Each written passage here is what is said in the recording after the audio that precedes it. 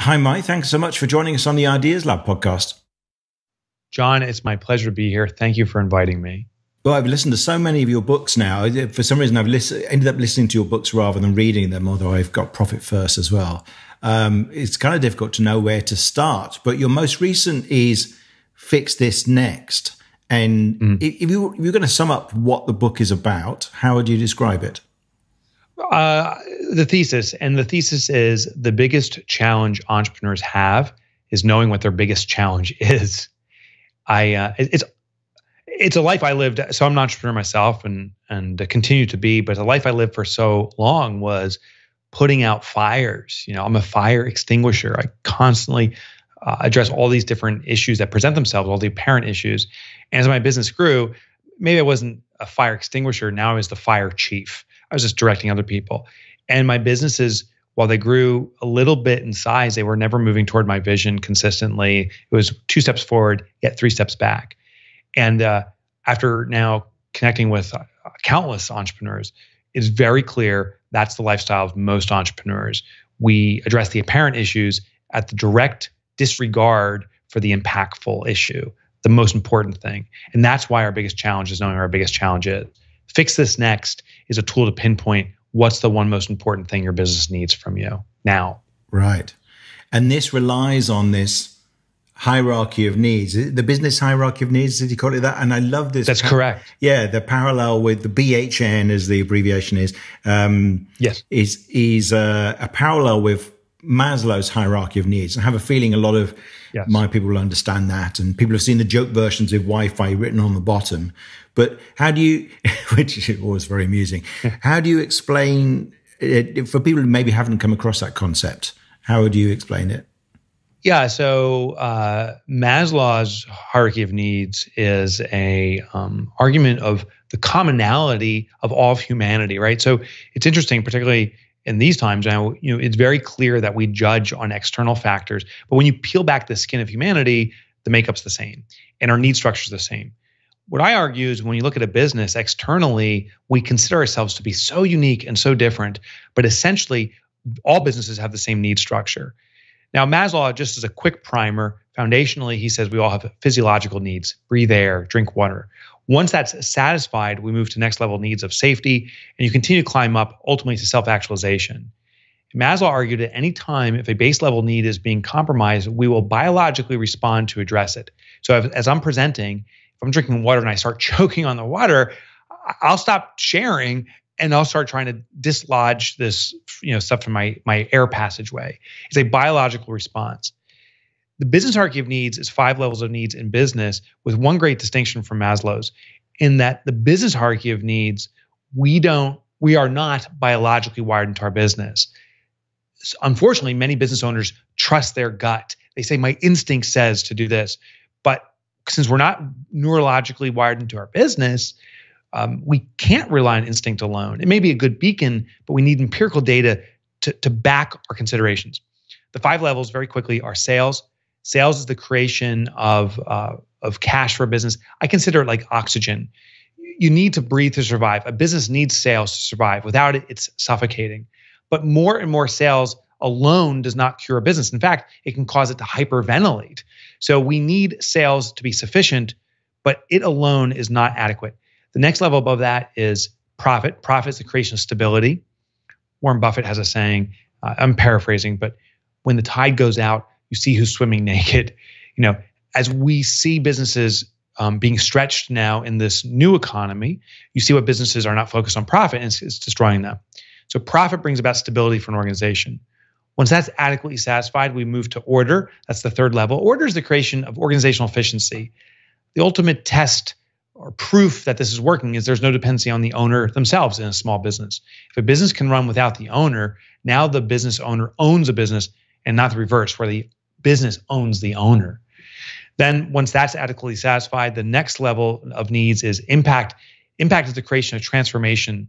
It's where our businesses are not in the business of transactions with clients, but transforming people's lives. We fundamentally shift their life in a permanent positive way. And then the highest level is called legacy. What was fascinating about my research about the legacy level is this is where business owners realized they were never business owners. They've always been business stewards. They had a responsibility to bring this business into existence, but it's about the continuance of the business more than their involvement in the business. And the last part, just like Maslow, all these elements play out at all times. Like you and I right now are breathing. We aren't thinking about it. It's an automatic thing. All these elements in business must play out at any time. The question simply is, all these issues, which one is the most important to be fixed right now? And we use this hierarchy to pinpoint, do we need to dislodge something that's blocking an air passageway? Do we need to build the muscle? Whatever it is, we focus on the one fix, address it, and we go through the hierarchy to find the next. That's interesting, because what I noticed, I suppose what I've developed as an approach over quite a long time, 15 years of helping people start a business, is we start with some quite fundamental stuff where people are often drawn to think about their legacy and their impact on mankind, and they're thinking in very lofty ways, which is fine to at least give some thought to at the beginning of where you want to point the business. But if you get stuck there and you're conceptualizing the whole time and coming up with mission statements and so on, and meanwhile you're not making any money and you haven't actually proven you've got to product market fit, then it's all just academic. And I like Naval Ravikant, who says, let's just get you rich first. And his sort of attitude, and he's actually quite a profound guy. I don't know if you know him. I do not. He's fascinating on Twitter. That's a great statement. And it's like, once you get rich, then you realize, then you have all the profound thoughts like, oh, money's not it. But until you've got a business that works, you can't really do that. So I suppose that's a long way of saying, for those people who are at the early stage, can they use the fix this next model to build the business from scratch, phase by phase? And if they do that, are they starting at the bottom of that hierarchy? Absolutely, they can use it. It applies to micro enterprises, one-person startups, and the biggest companies in the world. Amazon lives by this hierarchy too. At any given time, we have to revert to where the need is. So Amazon, on March 1st, they're focusing on legacy impact. March 15th, COVID virus, they have to reinvent their sales. They actually moved to essential product shipments, reprioritizing. They changed their model tremendously, and they went back to their base. So entrepreneurs or large companies, every company has to live through this hierarchy. It's essential to the makeup of business. The interesting thing, to your point, I just want to validate it, is if I'm a small business owner, I feel for many business owners, the greatest day they have in their business is the day before they start the business, because there's great vision. I'm going to change the world. I have such impact. And we go in, and then it's like the oh crap moment. I didn't realize no one knows who I am, and I need to sell this. So we do need to get rich. And I'd also take it one step further in arguing that our clients want us to be rich. Now, they'll never say that. Like, no client or prospect will come to you and say, hey, could you double the prices on me? Or, hey, could you please rip me off a little bit? I'd like that. But what our clients will say is they want our undivided attention. They want our best effort. They don't want us to be distracted about worrying about we're going to get money tomorrow. They want us fully. And the only way to do that is by being profitable, by concentrating on getting rich. Because if you care for your financials, you'll be able to be focused, you'll be stable, you'll be able to deliver the best of your services, and then scale from there. So you have to build profitability into your organization. It's the only way to be of great service. You must get for the business in order to give to the community. Yeah, no, that's really interesting. And you did write a book about the financial aspect, which is partly covered by Fix This Next. But the Profit First book I thought was fantastic, because people might have heard of this concept in personal finances of pay yourself first. But I think Profit First really made it clear why in a company it should work like that and exactly how you do it. And I was one of those, like many creatively minded entrepreneurs, I didn't get into it thinking about numbers and finance and if I got rich, that would be nice, but I didn't have a plan for it. And what I discovered is that very quickly you get yourself into a mess if you don't pay attention to the numbers and do something intelligent. And there's this myth that you highlight, which is if you just get enough sales, it will solve all the problems. And in actual fact, although we just talked about the importance of sales, that alone is not enough. Profitability matters. And I suppose if you're going to explain to people, am I describing Profit First correctly? How would you describe it as a philosophy? Yeah, well, what I realized is that the reason most entrepreneurs get into business, there's two reasons. One is personal freedom, that we want to do what we want, the way we want to do it, when we want. Second element is we want financial freedom. We don't want to worry about bills. We want to live the lifestyle we define for ourselves. The greatest irony is the two primary reasons why we start our business are the two things that rarely happen for business owners. We're entrapped by our business. We work harder than we ever have. We compromise our entire life for this business, and we make no money while we do the process. And I'm like, why is this true? Why do most businesses suffer? And I investigated deeply the financial component. And what I've concluded is the foundational formula that we're told about how profitability comes about is flawed. The foundational formula is sales minus expenses equals profit. And it's taught in every accounting book I've ever read. It's in the vernacular of the English language. We call profit the bottom line or the year end or the final take. All those elements say, the formula itself says that profit comes last. And here's the problem. It's human nature. When something comes last, it means it's insignificant. Like, John, if you love your family, I strongly suspect you don't say, I proudly put my family last. Or, your health, if you ever had a health scare, it's unlikely you said, it's time I start putting my health last. Of course not. Last means it doesn't matter. Not now. It's the mañana syndrome. So what I did in the profit first system is we simply put profit first. We flipped the formula. It's sales minus profit equals expenses. And what I mean in practice is every time we have a sale, we take a predetermined percentage of that money and put it into an account called profit. We hide the money away from ourselves. It's the pay yourself first principle from personal finances translated into business. My favorite part of Profit First is that now it works with our established habits. Of the entrepreneurs I've surveyed, and I can only estimate it's been hundreds of thousands. Every speaking engagement I do, I'll have people raise their hands and answer this question. I ask people, I say, who here logs into your bank account to see how much money you have? I call it bank balance accounting. And if you have money, you feel confident you can spend it. If you don't, you start to panic. And all the hands go up. And I acknowledge those folks and say, listen, that's called human nature. You are totally normal. So we need to channel that habit. Profit First is a system that we set up at the bank account level. So now when I log into my bank account, there's an account that says profit. There's an account that says owner's compensation, which is different than profit and must be distinguished. There's another account that says taxes, because I've yet to visit any country on this planet where the government doesn't stretch its long hand into a small business and yank money out in taxes. We must reserve for that.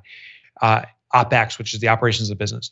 Now when money flows in, say $1,000 flows into your, or 1,000 pounds flows into your business, you don't have 1,000 pounds. The money must be carved up. 10% goes to profit. So there's 100 pounds there. 500 pounds may go to owner's comp. A percentage will go to tax. And now you find out your operating expenses, the money available to run your business, is maybe 300 pounds or 200 pounds. It's not 1,000 like we saw.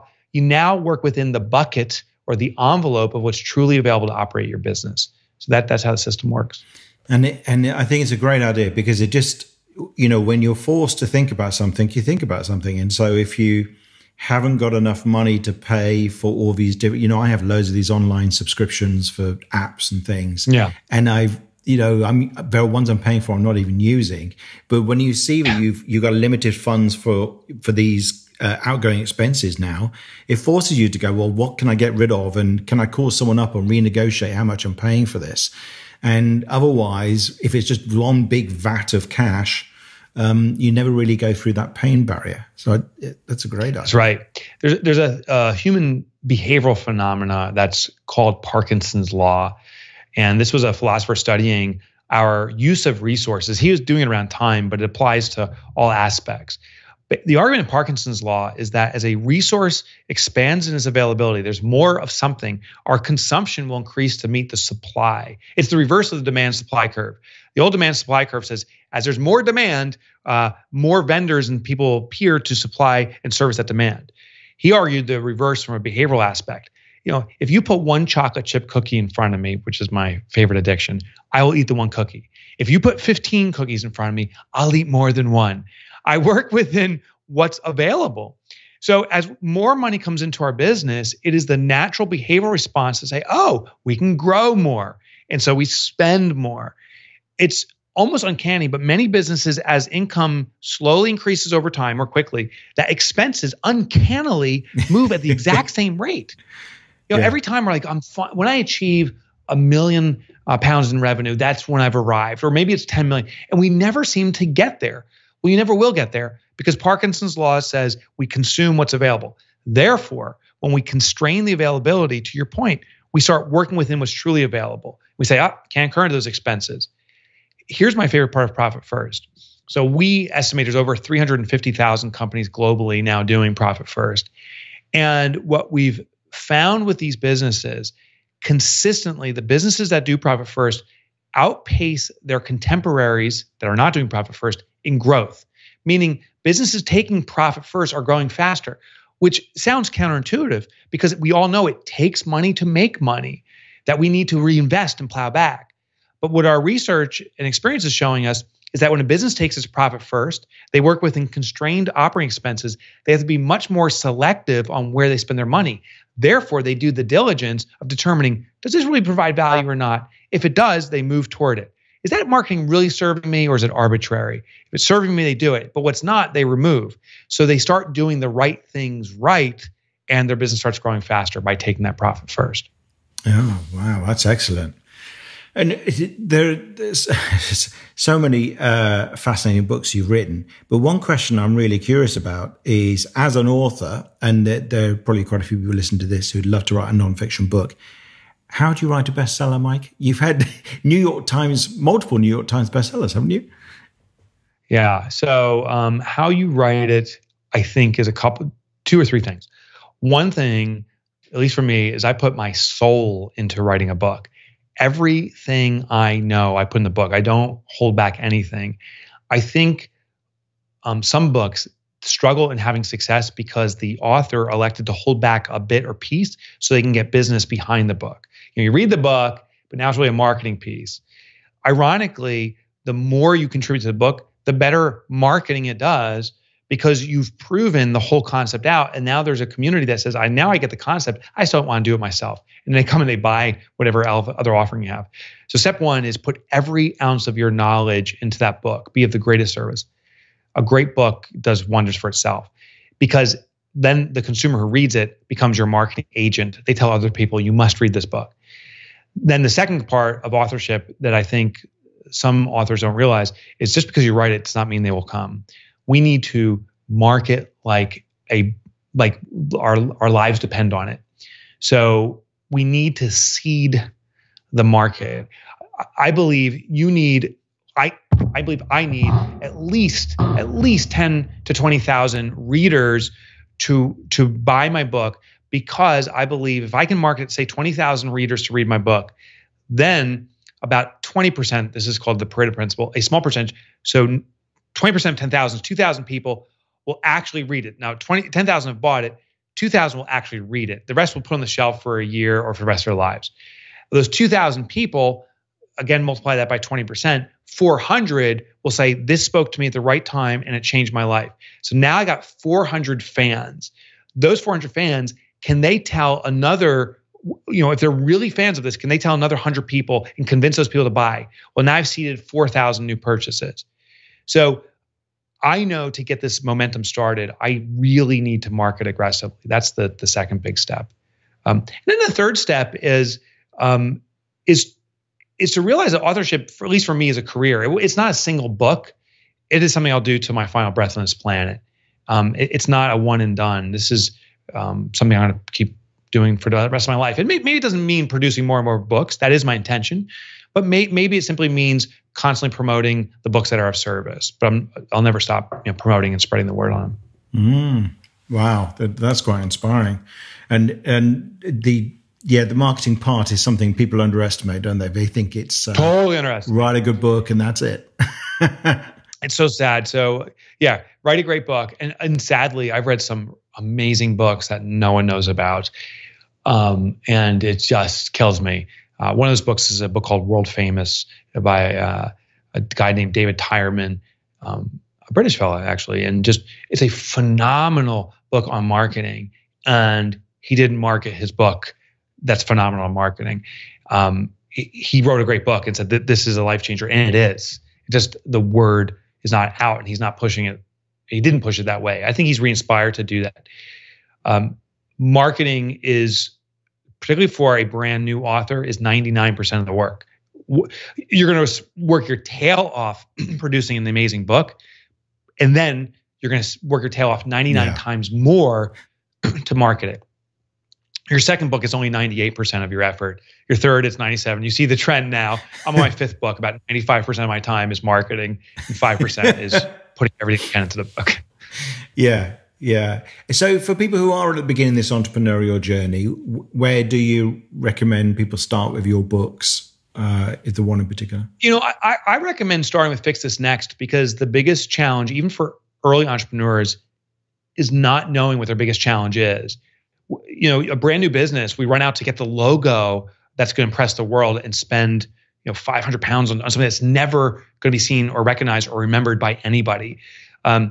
Fix This Next, I talk about that propensity to move to these arbitrary things that satisfy our ego but don't satisfy the customer. So I'd start there. Actually, if you know what your biggest challenge is in your business, you're confident and you've proof it's that biggest challenge, then I would seek a book that serves it. Maybe it's one of my books or maybe someone else's, but seek the knowledge that serves your biggest challenge. If you don't know what your biggest challenge is, I would start with Fix This Next. And I think it's a really appealing idea, because it does, as you say in the book, in Fix This Next, it seems like everything needs fixing at once. And I love the idea that that there is some order to it, but you don't have to take it on all at once, because it's overwhelming if you do that. So if you fix a thing at the bottom of the hierarchy, and then, as you say, sometimes it has a knock-on effect, that there's a benefit beyond just the thing you're fixing. So in actual fact, in the process of maybe getting your sales to really take off, you actually do discover something about your impact and, something higher up. It's about your big mission, because that's part of your sales message. That's right. Yeah. So the hierarchy is not a ladder. You don't climb it step by step into the top. You address a need. And in the book, I detail actually 25 needs. At each level, there's 5 needs. You address a need, and then you may springboard up to impact or legacy. And then as you address that, you may revert back down to a foundational need. It's like building a building. If I'm building a 5-level structure, I need a foundation that's strong enough to support the level above it. So I don't start at the 5th level in thin air, so it'll collapse to the ground. But I also don't build this massive foundation and put a little micro building above it that falls within it. We build relationally. And any time as I'm building up, if a foundational situation happens, if there's a crack in the foundation, I go back to the foundation, shore it up, and start building again. So you will ping pong around. Yeah. And like you say, even Amazon, can't sort of go even back. The mighty Amazon. Yeah, go back down a few levels. So I think that's fascinating. And for anybody who wants to find out about all these different books you have, and particularly about Fix This Next, where should they go to first? So, well, Fix This Next is the best resource to start with. So fixthisnext.com. And why that's such a good resource is on that site, there is a free evaluation. You don't even have to read the book yet. You can pinpoint exactly what your business needs fixed right now. So go to fixthisnext.com. And there's also a link to my main site from there, so you can discover my other books. Yeah. Oh, that's a good idea. I haven't done the test yet, so I will do that. Oh, yeah. I'm curious what the finds for you. Yeah.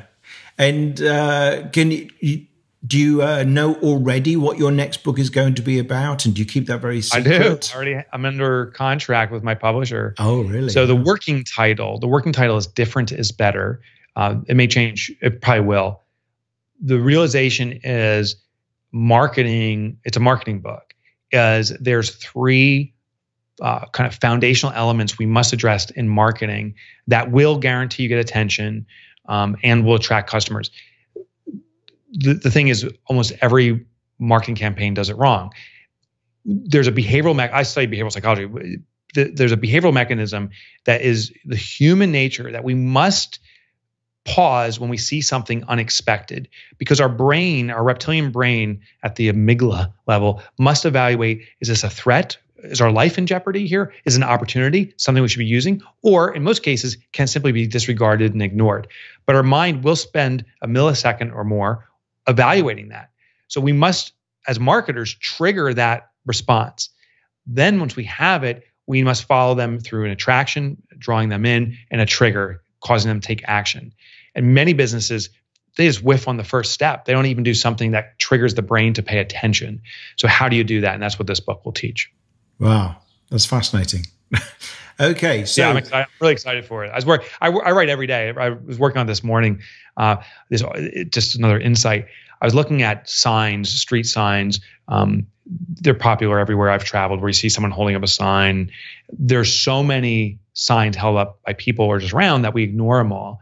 Well, there's this one gentleman in the U.S. that started just spinning a sign. He became a sign spinner. That started about 15, 20 years ago to start spinning signs.